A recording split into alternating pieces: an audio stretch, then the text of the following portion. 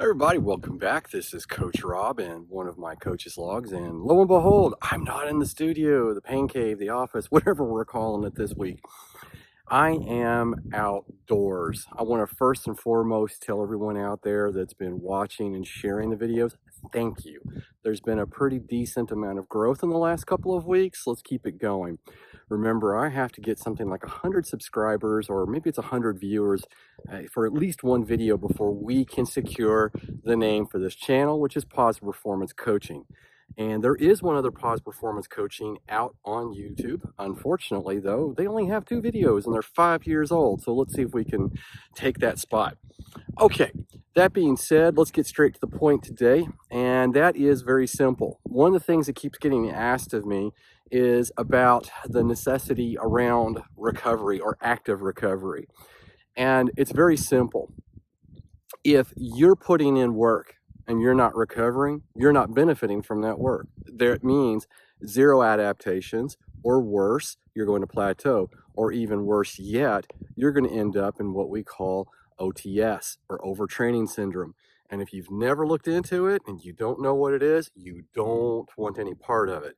Look up symptoms for things like Epstein-Barr or mono and Lyme's disease and a couple of other autoimmune diseases, and you'll get a really good idea for what overtraining syndrome feels like. Trust me, it is not a fun place to be, and it takes a very special person to put themselves there. Now, back to the point. Active recovery. What is that? Well, when we're in a structured program and we're training as runners, cyclists, rowers, you name it, triathlon, duathlon, what have you, if there's a power component to your measurement, or even just a heart rate component to your measures, then what you're going to want to be thinking about is spending some of your time riding and training, running and training in active recovery. That's zone one.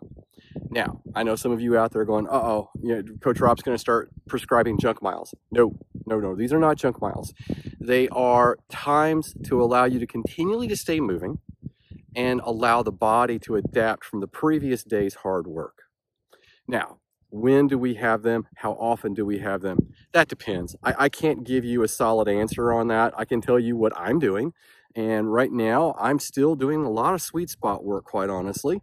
With the pandemic out there and everyone staying home and there's very few races, really there's no races, there shouldn't be any outdoors, just the indoor, variety. Then what we're doing is in between my hard workouts, I'm doing one recovery ride in between 2 hard workouts.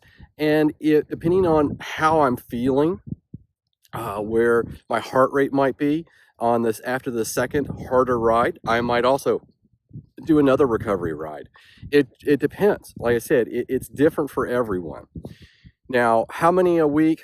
We're probably talking 1 to 2 active recovery rides per week. If you're doing any kind of auxiliary training, especially any sort of resistance-based training, whether it's with weights or bands or something like that at home, I might also suggest on those days that you actually practice some active recovery riding. And a recovery spin is anywhere from as short as possible, be about 20 to 30 minutes, and as long would be 60 to 90 minutes. And how do you determine which one is right for you? I think that's actually pretty easy. If you're fairly new to cycling or running or anything like that, you're probably going to want to err on the side of the shorter duration.